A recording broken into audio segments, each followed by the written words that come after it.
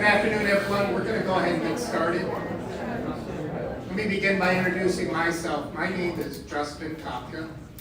I serve as the chair of the Church Council for Mount Olivet, and I want to welcome you all here today for this conversation and this discussion about the parking lot. Before we begin, if we bow our heads in prayer. Dear Lord, thank you for bringing us here together today. Thank you for the opportunity, to come together and to be together. And as we look forward to the conversation we're about to have, we ask that you fill us with wisdom, a wisdom to discern your will as we discuss what is an opportunity for Mount Olivet, an opportunity that we hope you will lead us in a direction that is in your will, as you would have it done. We pray that today we listen with open ears. We speak questions that will help guide us, bring knowledge to the decision-making process as we move forward. And we bear in mind that all we do in your will, your favor and your will. Amen. Welcome. Today we're going to have a discussion about a concept. Let me be very clear. We're going to have a discussion about a concept. It is a concept about a gift that has been given to us over time, and that is the gift of land, which is the parking lot. A parking lot that has been in Mount Olivet's possession and ownership for many, many a decade. And over the course of the past several years, 2 years at least, we've been having a conversation internally with the planning committee called the Parking Lot Planning Committee. It is chaired by Chuck Mitchell and has a group of individuals from Mount Olivet who have been reviewing, discerning, discussing the parking lot. It is based on a longer history of what the parking lot is and how we've used it and what we could possibly use it for. But it's only recently, and we'll discuss that in a moment, where we have taken another step in discerning that use of the parking lot. You're going to hear about a 20-minute conversation today, a 20-minute presentation, excuse me. And you'll hear a number of voices. We're going to start with Ed Walker, our senior pastor here at Mount Olivet. He's going to talk about what led us to this moment. We're also going to hear from Chuck Mitchell and Meredith Cistolini. Both of them have been integral in this process. And they're going to talk about the concepts that we've been discussing and lead us to show you what the concept is yielding so far. We're also going to hear from Michael Foster from MFTA Architects. Michael, for lack of a better word, has been our Sherpa. He has been the one who has guided us prayerfully and reminding us always that what we're doing is to God's glory. Something very unusual with an architect, which is terrific. Always reminding us of that. But he's also helped us look at some of the project through different lenses. And he'll go in a little bit more in detail. Again, it's about a 20-minute presentation. Afterwards, we're going to take questions from you, the audience here who's live. And for those of us who are joining virtually, we will also be taking questions from those who are joining virtually. A couple things to keep in mind. One, this is an initial step, and it is a Mount Olivet discussion that is occurring. Our intention and our next steps will include conversations with the surrounding community if we find this concept worthy to continue conversation. And again, if we find this conversation worthy to progress, we'll also be discussing things with Arlington County. But I predicate everything on the word if, because ultimately it is a Mount Olivet United Methodist Church congregation deliberation at this point and decision about whether we will move forward or not. So no decisions have been made.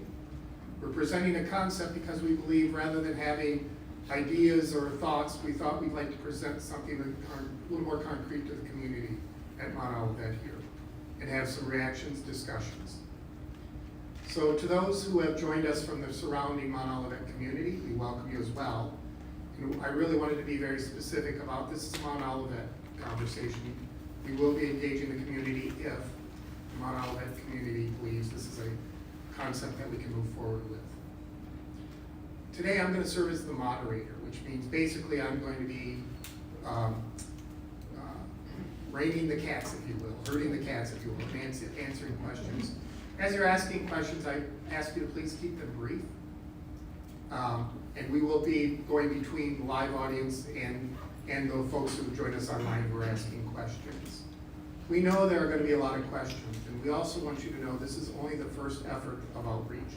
There is another town hall that's going to be scheduled for May 5th, which will be able to have more information.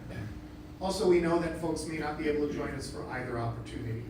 So we've created an access online at montolivetumc.com where there's going to be a form. So if you don't feel like your questions are answered now, or you felt one question led to another question, we're going to ask you to use that form online. It's easy to navigate our website to find it and to enter your questions, comments, or concerns on that form, where we, the planning committee, will continue to review and discern. With that, I'm going to stop, and I'm going to ask Reverend Ed Walker, our senior pastor at Mount Olivet UMC, to begin with how we got here. Thank you, Justin. I've been here 9 years, almost 9 years. And from the very beginning, people pointed that parking lot and said, "Let me tell you about that parking lot." And, there we go, that's better. Hank Hume, a name many of you who have been a part of Mount Olivet and Arlington County for a while may remember, talked often about the parking lot and conversations dating back to the 1950s of acquiring that property and how we might best use it to serve not just Mount Olivet, but the greater community that we're a part of. I was hearing that for years, and finally in 2017, we hired a consultant to lead us through a strategic plan. We worked with a firm called Epicenter, which is located in DC. Paul Nixon was the consultant we worked with. Paul did extensive demographic research. He did a 10-year study of people and money trends here at Mount Olivet. He attended at least 2 Sundays. He came several times prior to that as a personal favor to me as well. So he knows Mount Olivet and the congregation.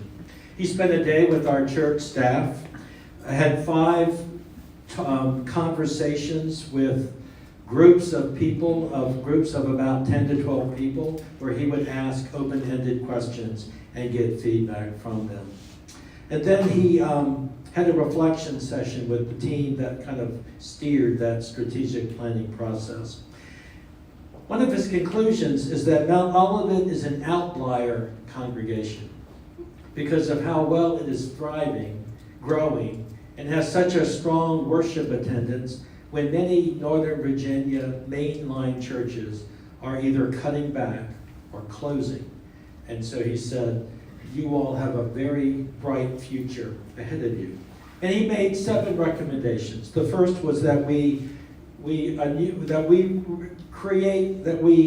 choose anew to offer a pace-setting ministry for families and children, which is something that Linnea Carlson, our Director of Children and Family Ministries, and her Children's Council and our preschool have taken to heart and are working on. The second was to look at the population in the high-rises along the Orange Silver Line Metro. You can't drive down Fairfax Drive or Washington Boulevard now and not notice all that housing, to find ways to connect. A third was to strengthen our systems of welcoming so that people not just come to Mount Olivet and remain just anonymous, but that we are all on a journey toward becoming disciples of Jesus Christ. The next one was that we stay on the creative edge of worship and look at adding a third type of worship service in addition to our traditional and the way, and COVID kind of set us up for that. We now offer hybrid online worship. Inclusivity, that Mount Olivet finally make a decision about becoming a part of the Reconciling Ministry Network, which we did in 2019. And then the final recommendation was to look at a Mount Olivet Community Life Center, of developing our parking lot property, which is several parcels, and you'll learn more of the technical details of that, and to work with a designer, an architect, somebody who has been through this before, who can envision how to use the space, what the county would allow us to do, what the needs in the community are, what the needs of the church are, and to bring that all together and to begin work on that. It was probably late 2018, maybe early 2019, I pulled together a task force. And Chuck Mitchell chairs that task force. Let's see, several people here are on that task force. Meredith is on that task force. Other task force members? Thank you. That's right. Justin, Ryan, Lee back there, and Mike are all on that task force. And now I'm going to introduce, we've been meeting throughout COVID. I think this is the first time I've actually seen our architect and the people from the architectural firm in person without a mask. So it's quite a day in many ways. So Chuck, why don't you come and, Meredith's up next. Thank you.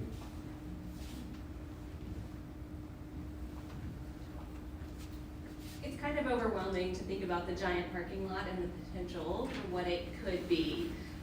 One of the things that we've really been talking about is replacing the current lot in accordance with what the additional recommendation was. This was not the task force saying, let's go out and invent our own ideas and put a 7-Eleven and a Dunkin' Donuts out there, even though that might be revenue generating for the church. The potential structure originally was proposed from the strategic plan as being an underground structure for parking, some kind of building on top of it that could care for our community. The benefit of that is to find ways that we can serve our own church mission, ways that we can support the things that we already do well as a church community. And the value of that is learning how we can leverage that land in a way that helps Mount Olivet sustain its mission, not just for the next decade, but for the next several decades. The committee has been meeting now for a little over 2 years. The historical and architectural review was where we kind of found all of those really awesome snippets from the 50s, including the thought to put in a youth center with a swimming pool. It almost felt like we were going to be the Knights of Columbus. We looked at some of the tenets of the project and turning, what are we zoned for? What are we even allowed to put here by law? How would we as a church actually use this space? We have a current lease with the hospital in place. How would we manage those terms? When is their parking lot going to be ready? When is that space really available for us? We looked at the community needs again. What's going well at Mount Olivet? How do we increase those offerings in support of our missions? Obviously, we engaged Michael and his team as well to help us kind of take some of those initial notions and help make them a little bit more concrete. We have conducted a small programming workshop, again, starting to inventory all of the ministries that we are involved with here and how we might be able to grow those ministries if only we had that gift of space. And last but not least, we have put together an initial set of kind of drawings for that. There are things that go from the more ordinary things like light and space that are important to us, to things that are more concrete of, hey, when you're driving down Glebe Road and there's not a parking lot that's already sunk down 1 story in the ground, what might that feel like to drive down Glebe Road?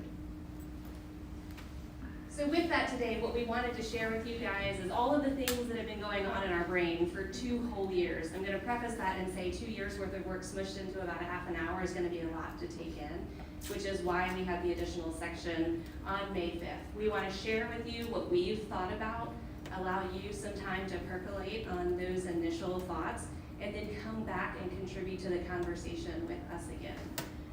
One of the most important things that we've considered is that this is not an undertaking purely from a financial perspective. While the goal is to sustain Mount Olivet for the decades to come, if we come at this from a purely financial perspective, we know it will not be a successful project. So with that, we have folded in the other two most important components of this.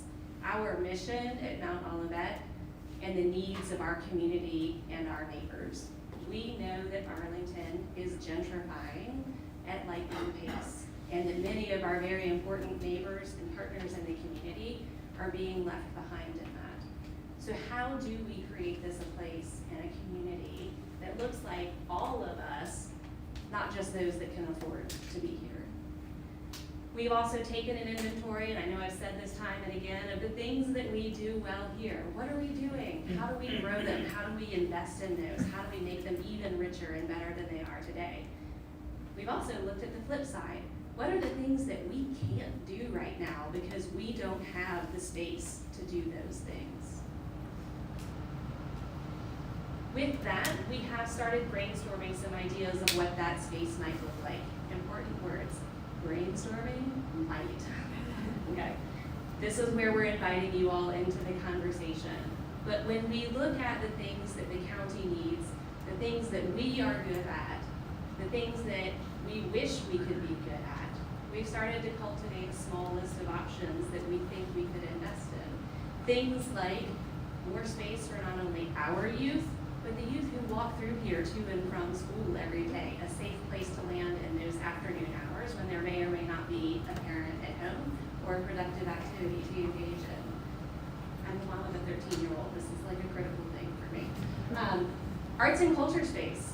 We love the arts and culture here. We have an amazing music program here. How do we take advantage of that? How do we take the youth play and make it open to bigger audiences? Things like medical offices that would propel a healing ministry. We have already established a partnership with the hospital. How might we grow the relationship and support them? Things like assisted living or specifically affordable housing that target seniors. One of those demographics that is being sandwiched out of Arlington as it continues to develop.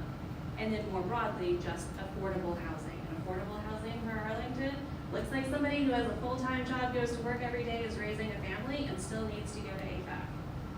Those are the people that are in our community. Not all of those are viable. We know that. And we've started kind of assessing those options against a number of options.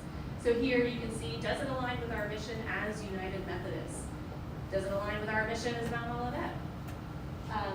Does it align with the county's land use rules? Again, this is not a do anything you want. What does the county need? What are we allowed to do with that space? Does it serve a critical need? Is it financially viable? Is it something that we would have to pursue government subsidies in to actually fully pursue? Does it give us room for parking on Sundays? If all the parking is filled by people who live across the street in glamorous townhouses, where are we gonna go? And last but not least, how do we ultimately transition that back to future church space? One of the things that you'll hear this afternoon is how the initial vision is how do we build the space and share the cost of that. It's a big building, it's a lot of money. But ultimately, that's supposed to be not all of that space. So how do we serve the community, further our mission, and over those decades, bring that back into Mount Olivet space? So with that, I think I'm getting hollered at for not using the microphone properly. I'm sorry, you guys. I'm going to give this back to Chuck. Take us here. Thank you, Meredith. And thank you, everyone, for coming this morning, this afternoon. It gives me great pleasure to see so many familiar faces and some new faces as well. It's been a long hiatus that so many of us have missed. And it gives me great pleasure to have chaired this committee as we ventured along this journey. And that's how every meeting we had, that's how we referred to it as, is our journey. A journey that we sought to learn how we can further the mission and ministries of our church while outreaching to the community as well. I'd saved my part of the presentation with my engineering background. I had to understand the mechanics of this. How's this thing going to work? So what I'm going to do is just give a brief primer on how it will work. Michael Foster is going to fill us in with details, but we're looking to understand. We need to go back about 3. Okay. So to start with, what are we talking about? What's the piece of property that we're looking at? Now, there's a number of land parcels that Mount Olivet has title to, but the ones outlined in red are the 3 parcels that make up the parking lot, the green space, and the associated parsonage. So that's the space that we're actually looking at. It turns out there's a potential development of roughly 84,500 square feet that is under consideration, or at least is being talked about at this point. We're not touching anything on the main part of the church or across the street at the senior parsonage. It's just the 3 lots that make up the parking lot. So how does this work? So let's go to the next one. So you've heard some talk about, we're going to do this and we're not going to have to raise, we're not going to have to go into a capital campaign. It all sounds really good. So again, as I really started getting my hands around this, it made a lot of sense, and I wanted to share that with you so we could all reach kind of a common understanding of the concepts that we're looking at. So we look at those 3 parcels of land, and the way the process would work, or is conceived, is that Mount Olivet would enter into a partnership with a developer, high quality, well-financed, and a great reputation developer, and we would enter into a ground lease. Key point here is it's a ground lease. Mount Olivet never gives up title to the land. Mount Olivet retains ownership of the land, and then enters into this long-term ground lease, and these ground leases can go 75 or 100 years. And what that developer then does is we receive revenue from the developer for that ground lease, and that can come in the form of a single net present value lump sum payment, or it can be in annualized payments over the term of the ground lease. And then the builder, in the centerpiece there, the developer or partner funds and constructs a purpose-built mixed-use building. When I say purpose-built, it's built with the intent of serving the communities that Meredith mentioned: senior housing, affordable housing, daycare, and some Mount Olivet space. Now then, the revenue from the ground lease, after the building is built, then Mount Olivet then purchases a small piece of that building using the revenue from the ground lease. So basically, our contribution to the project, to the financial element of the project, is the revenue from the ground lease. So the revenue is used to buy back or purchase that portion of the building that would be used for Mount Olivet space, and thus avoiding any capital campaign or any capital infusion from Mount Olivet itself.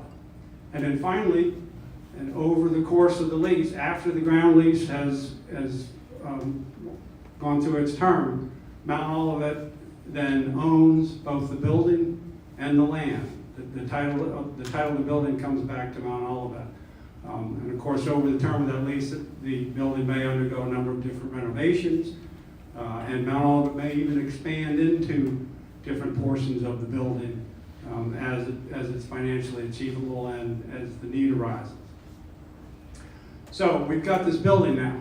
Now, who maintains the building? Are we going to become landlords and have to operate the building? So, next slide. So Mount Olivet then determines or establishes high-level guidance or governance for the use of the building. And then we serve more in an oversight role. We don't manage day-to-day operations of the building. In these these covenants, they flow down to the different tenant operators. So Mount Olivet may establish requirements or restrictions on certain businesses or operations that are not consistent with the church or with the community that then would not be permitted to be used in the building. So we retain the intent of the church and of the community. And then the developer partner that we have teamed with negotiates for different tenant operating companies.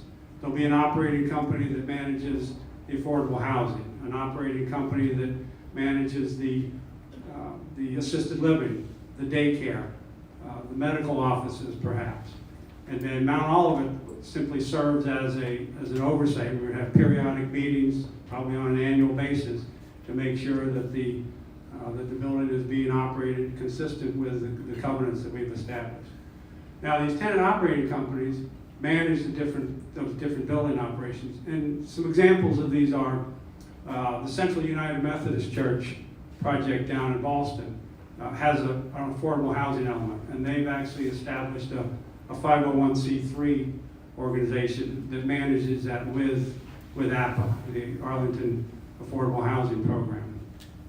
And then finally, the Mount Olivet covenants remain as contract flow down requirements. So as over the course of the ground lease, the tenant operators may change hands. There may be a different company that comes in and manages affordable housing. But again, the Mount Olivet covenants flow down to the individual operators so that we maintain that consistency with the building. So I've opened up the nozzle on the fire hose to give you a lot to drink from, a lot to digest. This was, when these concepts clicked with our community or with our committee, it really made a lot of sense how this could possibly work. But we're a long way from getting there, but just wanted to lay down some groundwork. And now it gives me pleasure to introduce our consultant and our architect, Michael Foster, who has guided us prayerfully and technically and legally along the way, and he has some very good concepts to share with everyone. So thank you. Thank you, Chuck. And I think Chuck did a great job of giving a high level of what's been thought about, and Meredith a tremendous job of giving a context for it. I feel like we're kind of Johnny-come-lately. We've only been working with them for a couple of years. But as you can see, this conversation has been going on for decades. So it's not a new, all of a sudden, knee-jerk idea. Matter of fact, I knew Hank Hume from the county, and he knew me as an architect. I did not know he went to church here, but I remember 25 years ago, him saying, if a church had a parking lot, what would you do to serve the community? And he didn't give me an address, and I said, well, what does the church need? And what does the community need? And fast forward 25 years later, the same question came up. We've been meeting with a small group that was chartered out of a strategic plan, and what the strategic plan was a result of decades of conversation. And that small group explored many ideas, and as Meredith said, there's really two primary questions. What is God blessed here at Marymount that we really should take seriously and preserve and enhance and perpetuate? What is God blessed that we need to be good stewards of? And the second question is similar. What is not going on at Mount Olivet that God might be calling us to do? And what does that look like? So this conversation really took on a life of its own, and hopefully a leadership led by the Lord. In looking at Mount Olivet and the history of the Methodist Church has been a tremendous leader in our nation, and having stepped into the breach and addressed things from our early days, having to do with healthcare, having to do with education, having to do with child well-being, and having to do with the care for the elderly. So there's a great precedent, and probably no place more capable of doing that in prayer than Mount Olivet, the oldest, if not one of the oldest churches in Arlington.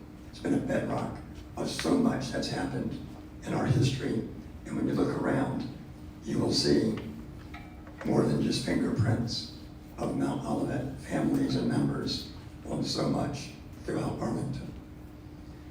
You know, when we looked at this at the very beginning, when we first talked about it, as much as Meredith said maybe it'd be a Dunkin' Donuts or a recreation swim, the first comment I remember is Mount Olivet was tuned in to the Arlington way, and Mount Olivet talked about the importance of being a good neighbor. And being a good neighbor was a whole conversation in itself. It's a good neighbor to your neighbors around you, but who's really your neighbor? And how far does that go? And that really helped to guide the conversation. And what does that mean to prepare for the next generation? Well, for those that have been around Arlington for a while, and I'm a newcomer, I've only been here for about 40 years. So, but every decade and every generation has looked wildly different than the one right before it. And my hunch is that didn't start in the 80s, around 1980. And then really encouraging participation. What makes it more welcoming? What makes it more engaging? What are the needs? So these grow into the thoughts of what is the mission of new growth, of service to community and support. Maybe it's housing, but the problem is it's not that big of a site, it's about 2 acres. And the problem with affordable housing is affordable housing doesn't mean you have affordable transportation, and the codes and the laws mean you got every affordable housing unit, or at least a large percentage, will have a parking space. But you can't have affordable housing and tell people what service church to go to, or if they go to church at all. And that should be their choice. It's a fair housing. Whatever you do, you want to do it right. And if everybody's going to park on Sunday morning, where would you all park? So we need to think of something to balance that out. But also a healing ministry. Church, through prayer, is a healing ministry. But it's also a healing ministry in healthcare. And the early versions of healthcare and hospitals grew out of church ministries. It didn't start with managed care. That came later. And so when we looked at the site and we saw this, it really came down to the question of stewardship. What are our stewardship responsibilities for this site? And stewardship has many components. Is it how do we leverage it to accentuate our ministries, our response to what God is calling us to do? How does it address fiscal stewardship? What does financial responsibility look like? How does it address environmental stewardship and the issue of almost 2 acres of asphalt that I'm sure you guys have your cars inspected every day, but sometimes there's a little bit of oil or some fluid that leaks, and you gotta understand that winds up in the Potomac River in Chesapeake Bay. And this is important as architects, as people of faith, that we are good stewards of God's green earth. And what does that look like? So when we looked at, first we looked at the land use and zoning, as all the planning nerds in the audience like myself know that churches operate in residential communities on a by right basis. You've got to follow the rules, but you don't need to ask permission. It is a right, but it's important to follow the rules. And further, that this parking lot is actually already zoned as a special use district. It's called S3A or SD in our community, and it's been under the general land use plan designated that for at least 2 or 3 decades. And that's which is when I started checking. And that document has been there for at least 3 decades, so that not just Hank Hume and not just Mount Olivet, but the county is well aware that division of this land is not a parking lot, and it's not just a green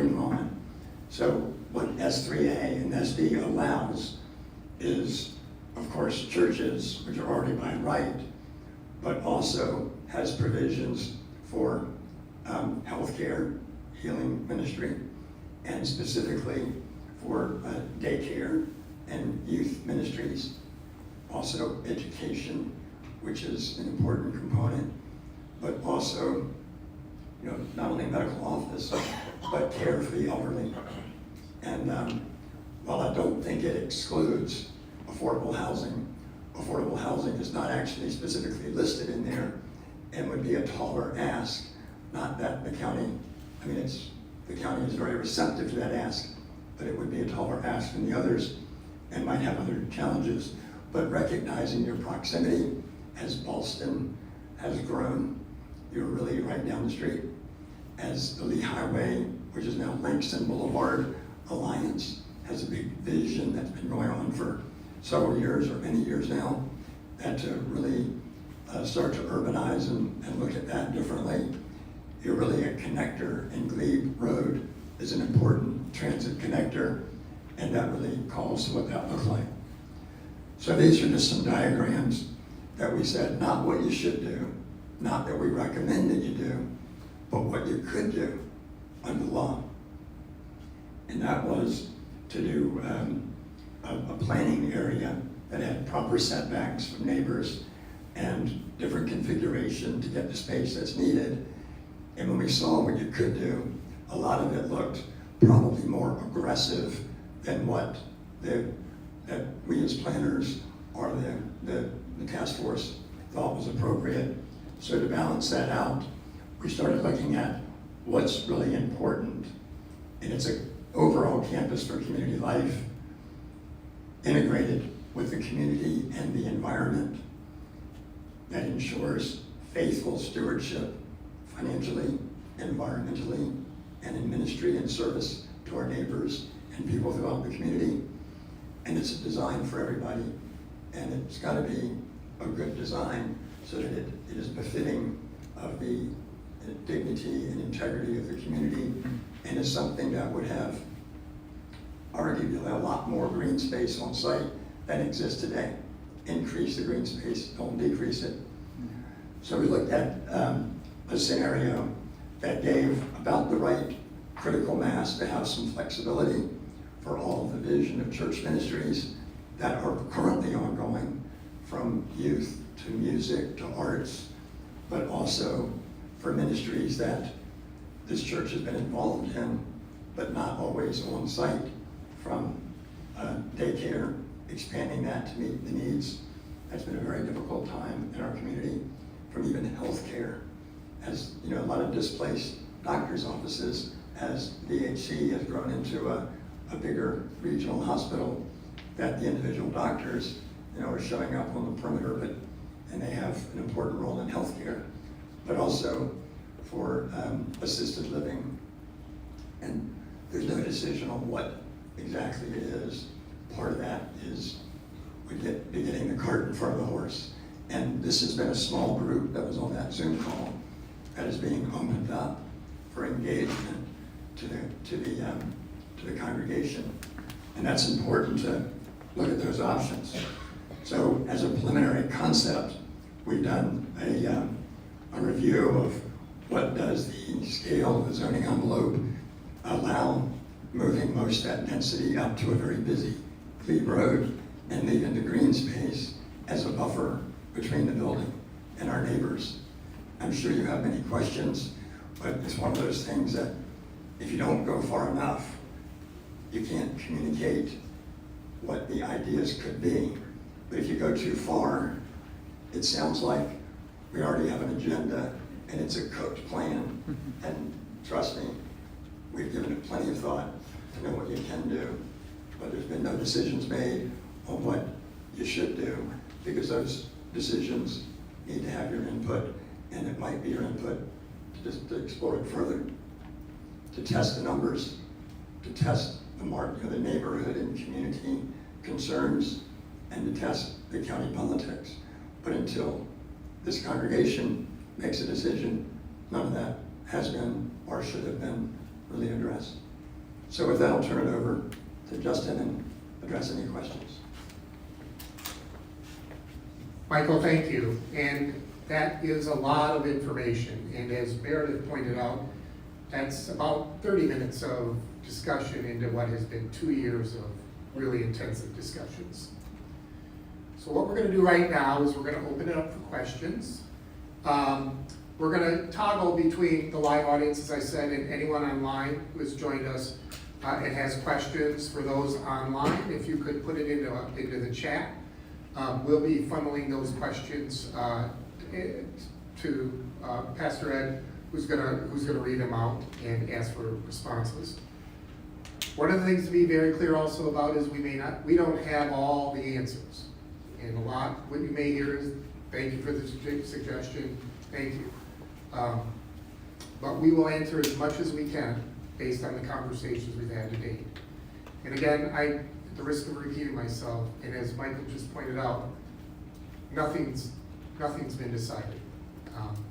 This is where the group has come, the point the group has come to at this right now, and we're looking forward to engaging not only Mount Olivet, eventually the adjacent communities, and then eventually the county government. But none of it goes ahead without the assent of the Mount Olivet community. So with that, I'll open it up to questions. Yes, sir. How long have you been a member of the church, and how long do you plan to stay here? I personally, we joined the church in 2003, 2004, and we're here for a while yet. I don't know what we'll do once we retire, but I feel like I'm young enough that retirement isn't tomorrow, so. I don't mean to skirt your answer, I just don't know, but I've been here since, we as a family have been here since, I think, 2003. There's precedent for that question, but we can talk later. Okay. Jim? Thank you. There are, many of the churches in the area have moved to use their space to improve the availability of affordable housing. What you propose is different. It includes many much more varied activities, and I wondered if there's an experience that you can point to in our area or locally that would be something that we could follow or look at and see how the management of these multiple activities actually takes place. Thanks. Okay. By the way, I'm the moderator, I should be asking their own questions. So I'm gonna ask Chuck or Mike. Michael, in addition to being our Sherpa, is also one who has a rich experience in the Arlington community and has seen a lot of projects. So I think there was a mention of the Central United Methodist Church in Ballston that is currently going through this very process. But Michael, I'll let you speak. Thank you for your question, because I think throughout the country, there are many examples of churches taking a leadership role in healthcare, childcare, assisted living, and affordable housing. And Arlington, being a fairly progressive land use county, has quite a few concentration of projects that fall in that category. And again, it really wasn't about deciding on everything or deciding on one thing or deciding on nothing. It's about looking at all the options. And at this stage, the study has been to look at all the options that would be viable under the code, and that there is a great need in our community. And that those are the things that need to be considered should you decide as a congregation to explore this to the next steps. So when the time comes to what that is, or even now, there's plenty of examples, both in Arlington and around the country. Matter of fact, I would dare say it's the history of healthcare, childcare, education, and assisted living in our nation have come out of churches and on use in church land. And this is, the specific mix of uses in a community like this allow that to happen because we have a much more, we as a society can track the management of that more closely and make different decisions. So when time comes, we'll be glad to provide more detail on that. Thank you, Michael. Thank you. Yeah, you suggested that affordable housing might be more difficult because it doesn't conform to the existing zoning, and I wonder, many of these propositions are likely to require a site plan approval or rezoning process anyhow, are they not?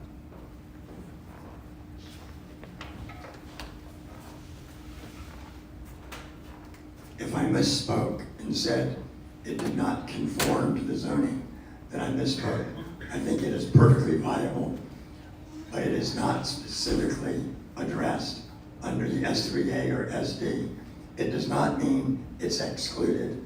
Most zoning doesn't say, okay, for affordable housing, that can be implied in a different process. So it's not excluded, it's not allowed. It would just be something in addition to that. The only reason, and we do a lot of affordable housing. We do a lot of unaffordable housing, that's a different story. But it's not really about thinking it's a good or bad idea, because it's a great need in our community, and I'm very compassionate about it. My thought is, how do you balance parking, which is required, 7 days a week, and church parking, which is heavily required 1 day a week. We don't have 8 days to work with, so that becomes a cost and space challenge. But if that becomes a priority of this congregation, it's a challenge that's easy enough to solve. Justin, I suggest you either repeat the questions or pass the microphone so people on Zoom can hear. Fair enough, okay. Charles? I keep hearing that one of the things that was considered in this was to preserve the green space. And yet, it just looked to me, every plan that I saw out there on the screen, that the green space actually was not saved. So I'm wondering what the thinking was there, or maybe something was meant by saving the green space other than what I understood it to mean. So to the question, it's a question about the existing green space and the preservation of the green space. And at least in some of the preliminary drawings, it appears the green space isn't there. So what was the thinking behind that? Again, it was less of a preservation question, because to my knowledge, there's no historic landscape or anything protected under a historic preservation Department of Interior law.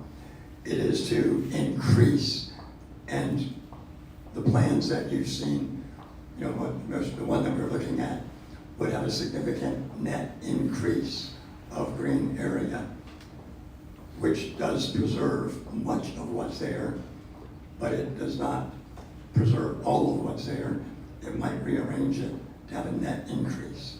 And from an environmental standpoint, not only will be more green space in the surface area, 100% of it will be treated for environmental sustainability of best practices of stormwater management. Kelly? Several people have mentioned parking tangentially. What are some of the options that the committee, the task force has considered for parking? I've heard rumors of underground parking garage, and that's a big issue in Arlington, is parking.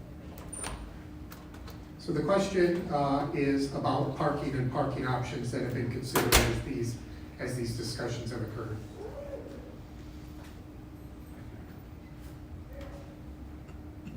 I can actually speak to that one, because as we looked at the different tenants in the building and the different potential uses for the building, as Michael mentioned, there's affordable housing. You can't tell folks that no, you have to move your car on Sunday. So as we looked across the different mix, that was one of the key elements of the medical offices element of the building. And the medical office, this is not hospital space, so it's not urgent care, so it's not 7 days a week or 24/7. It's medical professionals in the building. And that's one of the balancing factors that we looked at, as the vacancy of all those medical offices would be there on Sundays to be used for church parking. But again, this is still the mixes, the blending of the mixes are all being looked at, but it's considerations as such that would look at parking. I'm going to take the next question. Roy? Yeah, so somebody mentioned 75 to 100-year kind of arrangements, that's possible, but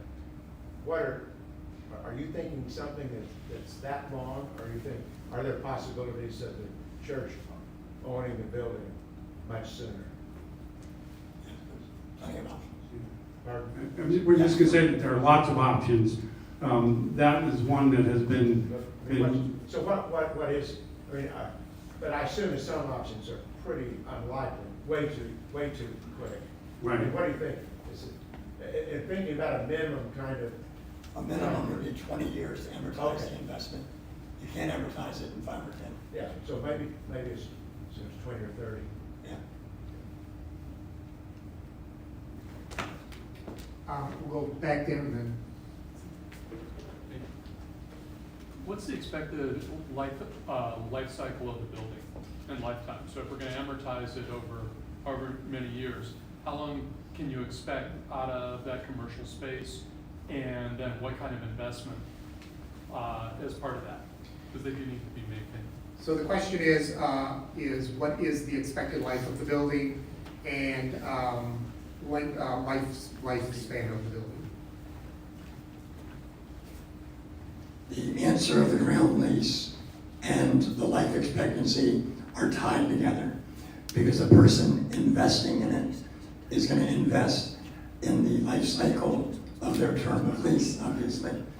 So what would happen at the end of 20, 30, 50, 75, 100 years is that investment would be commensurate with the land lease time. What happens at the end is not, as we know, at the end of 20 or 50 years, the buildings don't simply evaporate. They require significant modernization, new mechanical systems, new finishes, new roof. If it's a brick building, major point up. But a major renovation at the end of a term is much less costly than a new project. So there is equity built into the church over that time, but they are related. Jennifer, we'll go to you, and then we have a question from our virtual audience. My question is, and let me make a comment too. I'm really excited about this. Some people here may not, but I think it's a blessing that we're having this conversation because I've long felt it's wasted space. But the question is, a project that is not affordable housing focused or doesn't have that as an element, would that type of project make it more difficult to find the potential partner or developer, without the affordable housing piece? Just thoughts on that. So the question is, with regard to affordable housing, if it's not as part of the plan, does that make the plan, does it change the dynamics of the plan? Yeah, And if so, how? Yeah. Whenever you're going out to the market, the broader the market, the more options, the better for the market. I'm not going to deny that. But the truth of the matter is you really want to focus on what is the greatest need, and the need in a place like Arlington, where space is at a premium, will find its own value in the market because the land doesn't know the difference, but the market does. So it's going to have to be competitive. Right now, medical office might be the highest. In the last 5 years, child care has gone from not top of the market to higher than affordable housing, just from a need standpoint in the market. There are other vehicles to make affordable housing affordable to developers, low-income housing tax credits, and many other vehicles. But I think the hybrid, the answer to your question is there's a market for all of them because there's a great need for all of them. And I'm sorry to have distracted us on the affordable housing, because that was me just thinking honestly and transparently about how do you solve the parking. Because whether it's for an affordable car or an expensive car, it still costs 40 grand a parking space, and that adds up pretty fast when it's underground. Doesn't matter how much you want to pay for it, it costs what it costs. But in assisted living or in elder care, the need for parking and to be able to accommodate with shuttles, because we live in a shared economy on many things, and to have a shuttle for the elderly is probably a lot smarter than building a bunch of parking spaces for everybody. But I think there is a plenty of a market because there's a tremendous need. So Michael, if you would stay here, we had a question from the virtual audience, which is, are there height restrictions to be considered of any building? Yes, there are, and they have variables based on use, zoning, and density and setback under the code. And so there are a lot of different variables, but yes, there definitely are height restrictions, but they can range from 45 to 70 feet, depending on which combination of what is used under the zoning. And that is several steps down the road. We certainly aren't thinking that we, as a need or desire, to push the limits on that, but that's kind of the range under the uses under the code. Thank you, Michael. If we decide to move forward, are there any kind of comprehensive planning activities going on related to Glebe Road? We know a lot is happening in Ballston, we know a lot is happening about Langston Boulevard. I just wonder if there is anything that we will need to take into consideration about those developments and also what may be happening on Glebe Road. So the question is, relative to this planning process we're currently going through, do we need to be aware and mindful of what's going on the Langston Road development, planning development that's occurring, as well as anything that may be occurring on Glebe Road?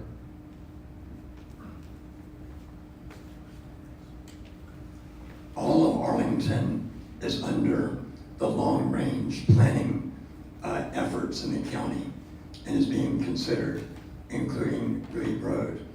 It is not currently one of the most active, just because Amazon has made the whole area a hotspot.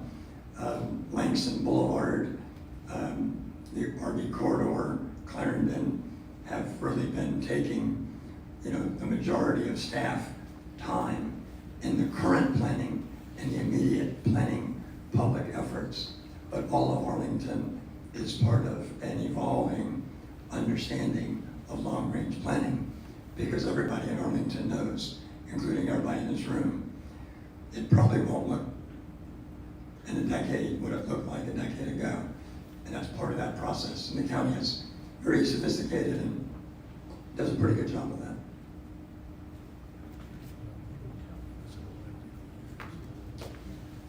Cindy? Yeah, I'm with Jennifer, and I'm kind of excited about the possibilities that might be here. But I have following on to the question related to the height restrictions, partly trying to just get a sense of what kind of volume are we talking about in terms of size. Looking at the conceptual design, it looks attractive and having the extra green space, but I'm having a hard time wrapping my arms around how big of a building and or space are we talking about, just to get some sense.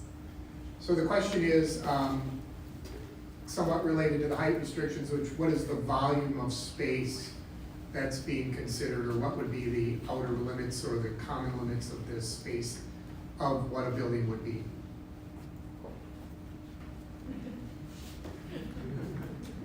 We haven't designed it, so we're not hiding from or have an answer, and it will fall into it depends, and it depends on what you want to do with the land, if anything.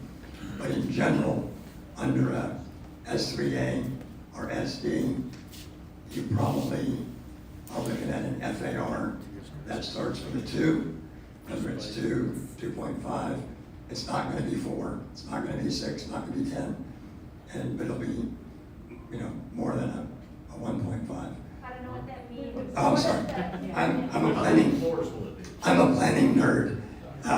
Floor area ratio is the multiple of how much land you have and how much floor area you can get.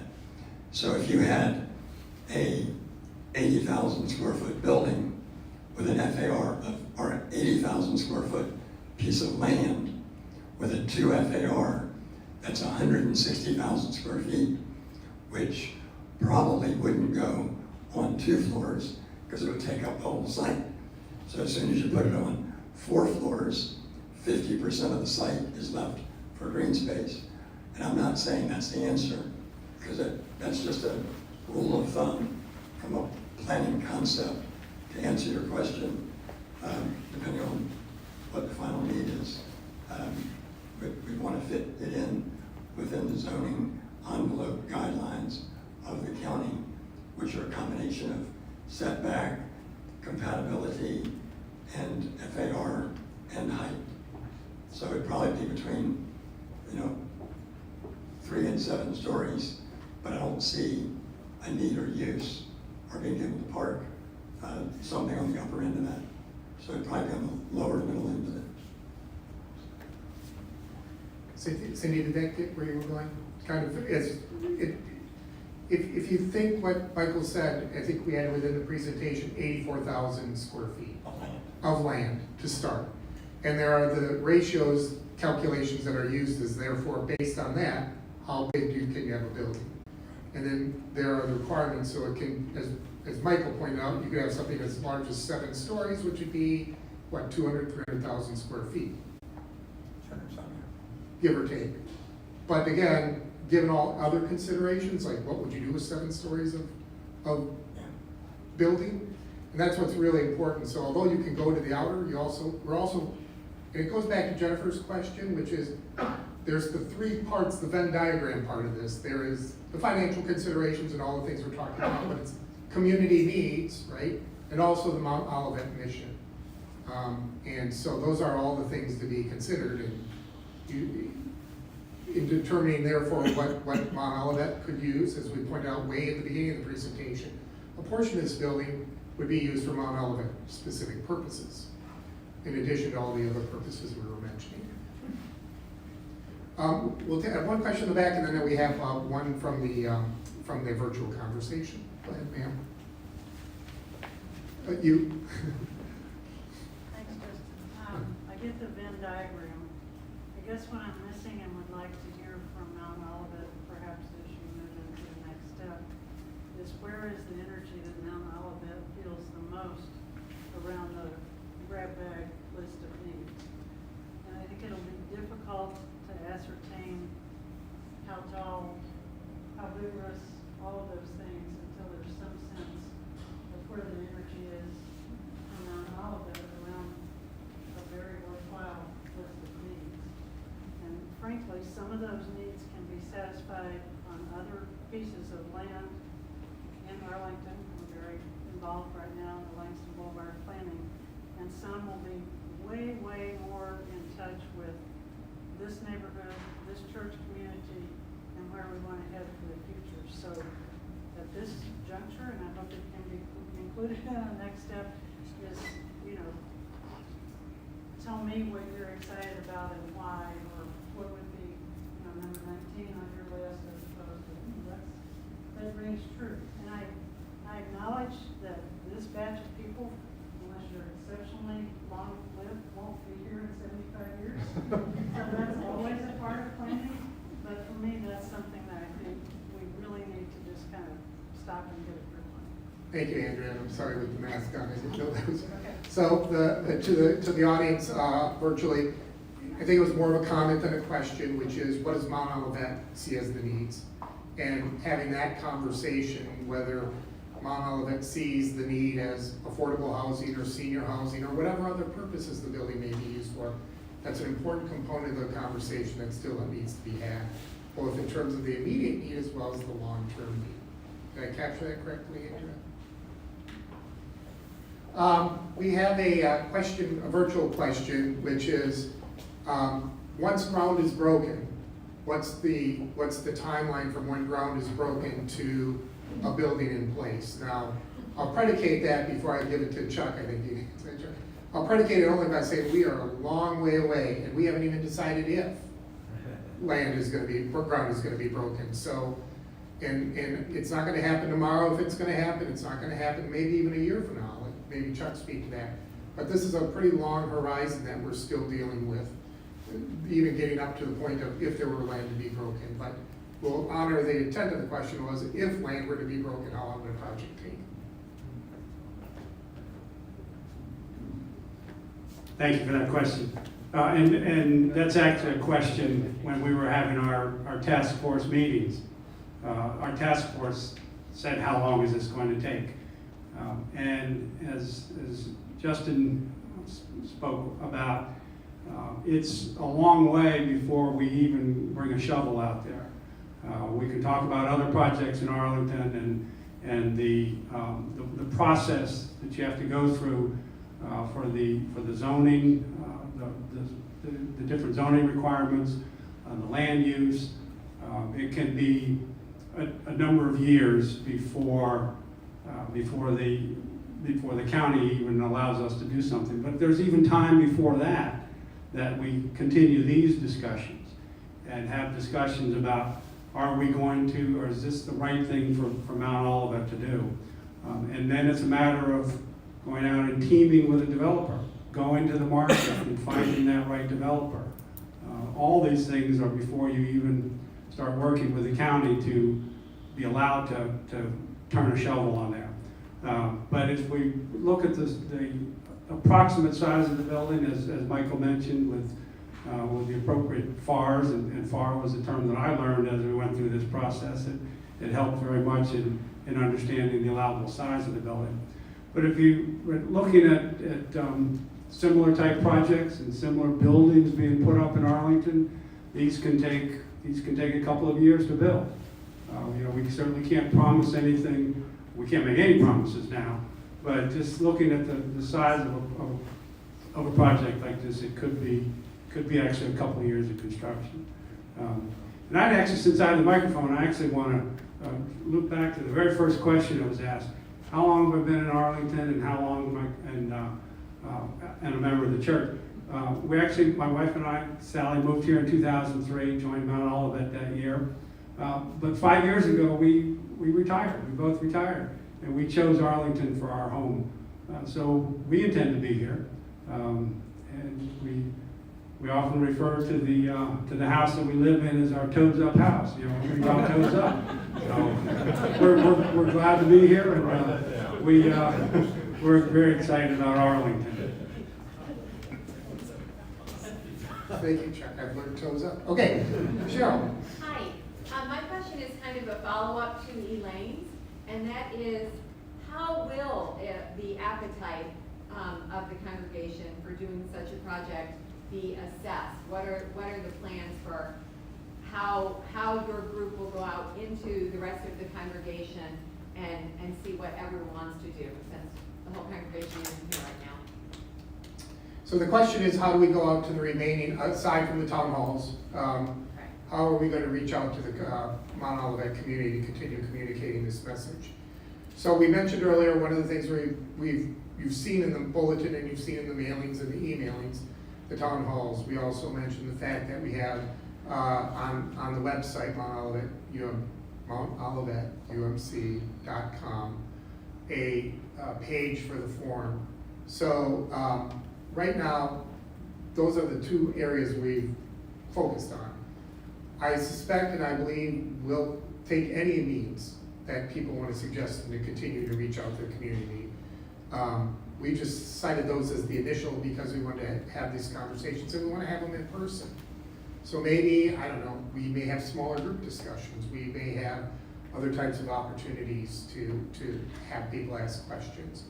Part of it is too is, with COVID, as people are coming back, and that's why we have the virtual option that we've had. We're trying to find those means of reaching out to people in the Mount Olivet community to have these discussions. So I don't know if I completely answered your question, but I hope I did. Okay. Go ahead. So one question and one comment from a liability perspective. So, living around here, there's, they build highways that satisfied our needs 5-10 years ago. So 5-10 years from now, they're gonna be out of date. So the comment portion of my statement is from a parking perspective, if our church grows and all of our missions and ministries aspire to, if they achieve that aspirational level, and we built a big concrete block on property where people might park, then we have an opportunity for a membership of instead of 1,800 of 3,000, whatever it may be, just to think about that. And then the second point is if we have a question, you mentioned the covenant. So if the landlord of the building changes, if the ownership of the building changes, those covenants would follow through. I know it's too early to really have a conversation about what those might be. However, my train of thought goes to a pros and cons perspective or liability perspective of thinking thoughtfully through, I guess, the detriments that could lead to if somebody owns a building on our property, what the downsides of that could be if we're not partnered with them very closely, whatever those downsides could be, whatever those cons could be, just the bad part of that might lead to. So the question revolves around liability. There are two parts to that question. One is, how do you plan for possible expansion of Mount Olivet as these ministries grow under this concept? And that's part of the planning process we'll continue to go under. Again, we presented a concept, but if we move forward, it's one of those considerations that we would have of, okay, if we were to move forward and plans gel, then what would parking be, for instance? The second part, which I think is, to me, one that has been one I mentioned at the start of this discussion. You look at it through various prisms. You look at it from a services and what we're going to bring into this concept. You look at the financial aspects of it. You look at the mission part of it. You raise the legal part of it, which is liability, ultimately. I'm going to let Michael, if you don't mind, speak a little bit to the legal liability and in establishing these covenants and working with partners. At the end of the day, what's Mount Olivet's legal liability possibly? Thank you. It's a great question, and it's a question that needs to be addressed based on what you do and how you do it. But most importantly is, it's not like a developer would own anything.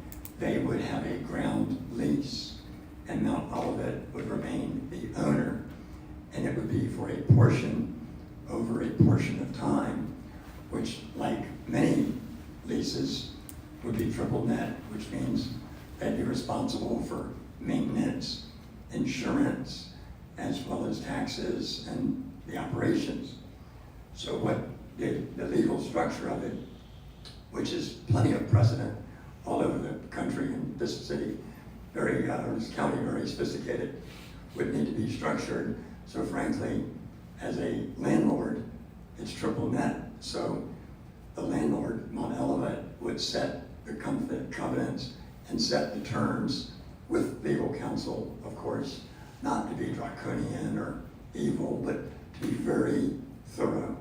And if I can tell you one thing that I've learned about your group, is you're very thorough, very patient, very intelligent, and very steady at asking every question. So even the questions that you don't ask will still have to get answered. And with legal and business counsel, that is not the most complicated part. The other part that you addressed is we don't know what we don't know about the future. And if there's one thing as an architect we have learned in the last 2 years, is there's, anything can happen. I don't know about the rest of you, but I did not plan for COVID. Or I just didn't see it coming. I just missed it entirely. But yet, what it's forced all of us to do is not only learn how to be resilient and be stronger for it, but be intentional about planning for resiliency in the future. And that's a conversation we get from all of our clients, whether it's commercial, private institutions, churches, synagogues, private schools, museums, or the federal government. But that resiliency is very much on everybody's mind. So when you start to deal with structure, proportions, even parking, you want to build in flexibility and resiliency so that that can be addressed at the end of any life cycle to anticipate the next one, which you really can't anticipate except to plan for it. Go ahead, David. Get the microphone or? You can speak, I can speak out, I'll repeat. Just an observation and then a question as to whether the observation is correct. Some of these other projects like Central Methodist, Arlington Presbyterian, the one in Clarendon Baptist, my impression just from reading the newspapers, they were all in desperate situations, financially, they couldn't have a town hall meeting and have this many people at it about their project. They were desperate. We are not desperate, and that makes the dynamic different as to what our choices are. Is that correct? Do you think, does that give us, what options do we have that we're looking for developers? Developers aren't, chasing the project. I'll start with the first part. I think you're correct, David, is that, the question, by the way, is the observation is that a number of other projects within the Arlington community have done so because of financial straits and have come to this realization based on that condition. And then the question is, David, is that correct? And basically, we look at, as stewards of Mount Olivet, we are always looking at ensuring that we are able to pass the ministry and the mission to the next generation, and to do so responsibly. And I think then doing so, you're always looking at how can we make sure we're in a good position. Are we in desperate straits now? No, we're not in desperate straits. We're not coming from this from a desperate, we need to do this, we must do this. That's not the case at all. But in thinking down the line as we're looking at how we change and how we adapt, and how we become different, as our predecessors had to consider, you're certainly looking at those opportunities to leave better what we've received. So I hope I'm answering the question directly, but we do not come at this from a difficulty in financial straits perspective. So, have we talked to the Greater United Methodist Church? Have we thought about partnering with them to do something in the community that would use our faith and their goal to get something in the communities more? Check with you. The church as a whole, like Yeah, the question is, have we had conversation with the Greater United Methodist Church? And the answer is yes. Leading up to this point, Pastor Ed and I had a conversation with our district superintendent, Sarah. Sarah Calvin. We had a very good conversation with Sarah. For the going in point is Sarah and the district and the broader church don't want any surprises. And, they didn't want to find out, hey, we're talking about building a building, and hey, how come they didn't know about it? So we did speak with her, and there is actually a building. There's a unit of the by district that deals specifically with projects, and we will at the right time we'll actually get on the agenda for that particular committee and have conversations with them. And there's also a big piece of the church discipline is very specific about how you go about projects like this. But those are conversations that we will be having once we really start to get a feel for, is this something that the Mount Olivet conversation wants to go through. I guess my question isn't totally about whether they want us to build something, but how can we expand the ministry of the United Methodist Church as a whole in our space to use it for maybe affordable adult daycare, affordable children's daycare, meals during the week, or things like that that is definitely focused on all of our ministry and not give up our space to say that any person can come here and make money in our space. How do we expand our ministry in that way? Yes, and those conversations certainly will be a part of as we move forward. A question addressing earlier about conversation with the community, and that would be a big part of those conversations. We will, at the right time, actually get on the agenda for the different civic organizations and have conversations with the civic organizations and have conversations with APA, with the Affordable Housing Program, with the meals programs.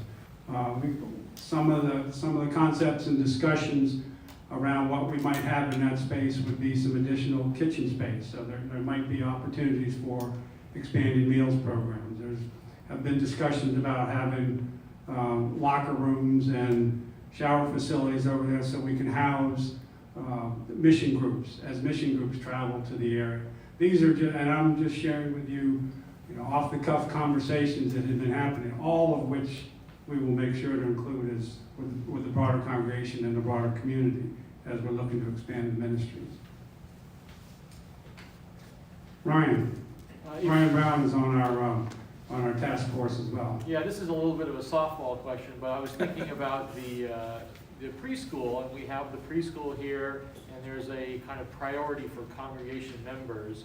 If we had an affordable or assisted living facility or affordable assisted living facility, could there be a priority for congregation members so that if they can't end up toes up in their own home in Arlington and they need assisted living, they can still be across the street and connected to their congregation? Is that something we could put in the covenants? As we write those covenants, we're free to put those things in. I think that would all be part of our exploration as to where the greatest needs and the long-term needs are for Arlington. Absolutely. Behind Ken, go ahead. Hi, thanks for sharing all this information, really appreciate it. Just in the further you look at this, something that would be helpful would be just thinking about the traffic, especially with 16th Street and Woodstock having two stubs, in a sense, into the parking lot. That would just be really helpful. Again, not knowing exactly what you're planning to do, I guess it's difficult to think about that right now, but that would just be informative down the road. So the question was about traffic patterns and traffic changes if we were going to put a little higher density. Michael, I can even take this one, which is basically, yes. And yes, we have, that is a consideration, and that's something that certainly, if this project were to move forward, and if we were to deal with the county would certainly be interested in working with this project to understand the traffic and what would be the consequences of the traffic and how things might have to adapt either way. So it is certainly a consideration that's coming into play.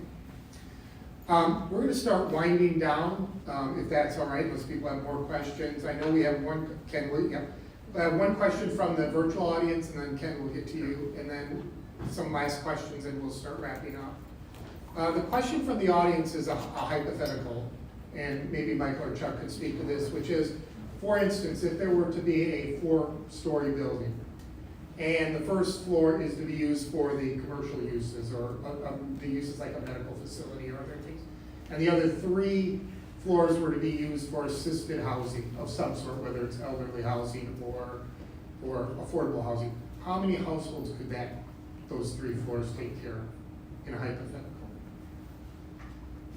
Roughly.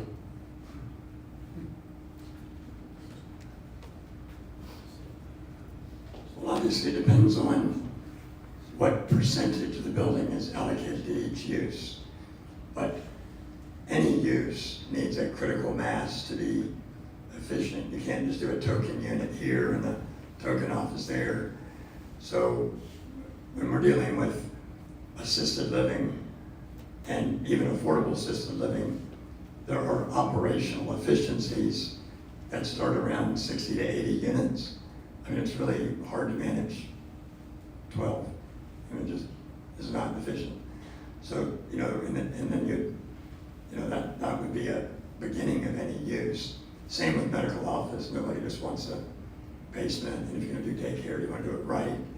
And of course, the most important is what are the needs of the church. And while I don't think decisions have been made, a lot of discussion of the arts, community performance space, recreation, youth zones for the wider community and the church membership. So in the end, it depends on which, but when you're dealing with assisted living, it's kind of important to have a critical mass for efficiency and safety for observation. Sorry, Michael. Any other questions? Oh, Ken, I'm sorry. Yes. This is a quick one, I think. It's just a follow-up on your needs assessment.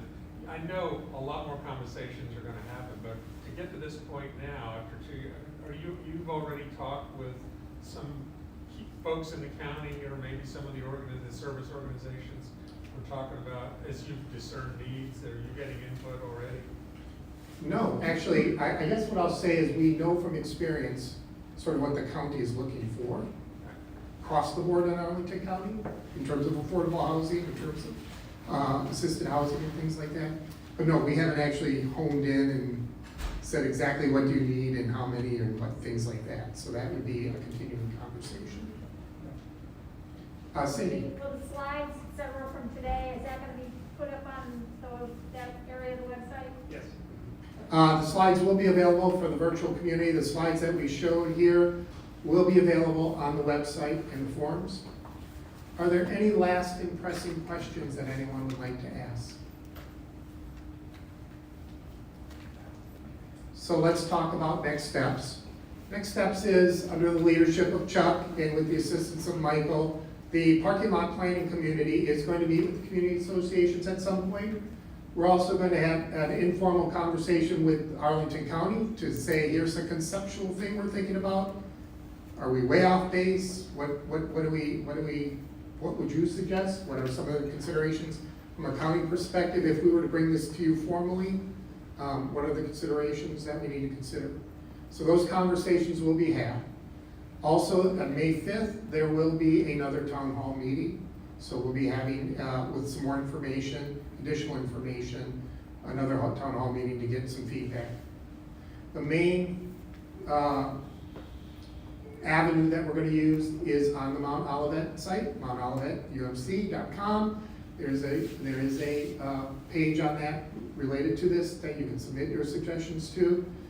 Of course, Chuck, I'm sure, I'm going to put you out there a little bit, it remains available to answer any questions from members of the planning committee. I'm tired.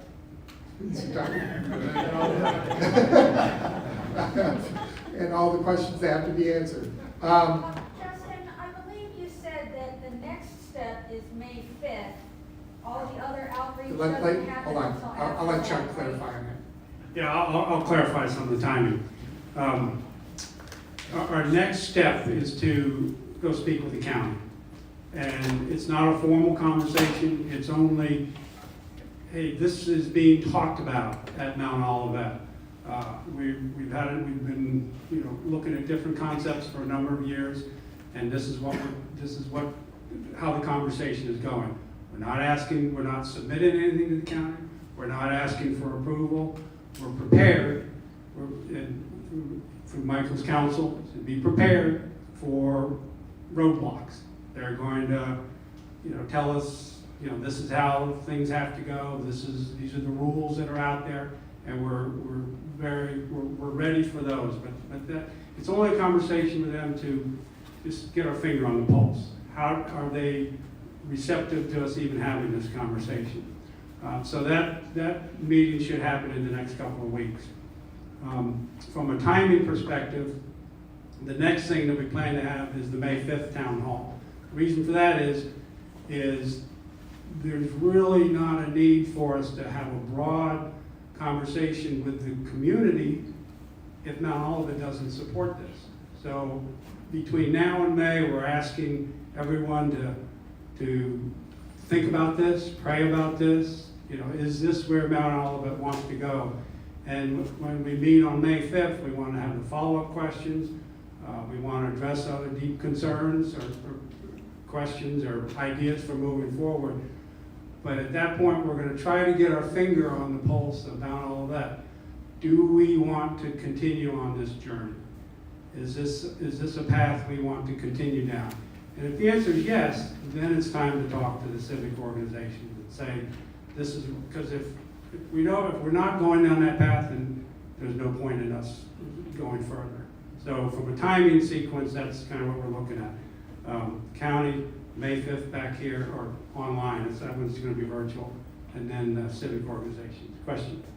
If everything went as fast as possible, how many years before actual construction or related things, physical things like that would start? That is the Central United Methodist Church. Their project went on substantially longer than they envisioned. We are going to do our best to lay the groundwork as clearly as we can, but we haven't engaged with the county yet. So that's a question. I'll let Michael comment some more on that, but it would not be a quick process.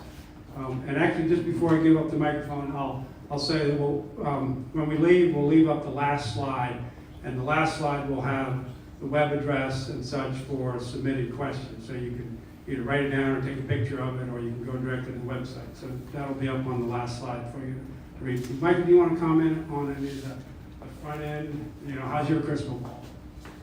Well, I don't have a crystal ball. But in a I'm perfect asking for a world, minimum, because I know you can't. I think it would be optimistic, not that I'm not an optimist, to start any construction in less than 3 years. And that's still optimistic. Once you figure out what you really want to do, why you want to do it, get the consensus you'll need to make it happen, the construction duration for a project like this would probably have a beginning to end of 16 to 18 months, maybe 12 of them what looks like construction, because you gotta dig foundations in a garage and you gotta frame it out and finish it. And the last 4 to 6 months are mostly interior build out, which would have very little impact. But this would have to do with, you have to manage it, be a good neighbor. You are on a route of emergency vehicles and Glebe Road and concerned and good neighbors. So you'd have to be very, you'd have to work within the guidelines to do that with the least disruption as possible.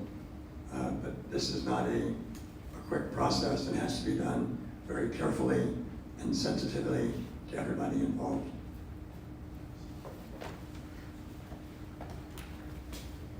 In closing, I want to thank Chuck for his leadership and his continuing leadership on the parking lot planning committee.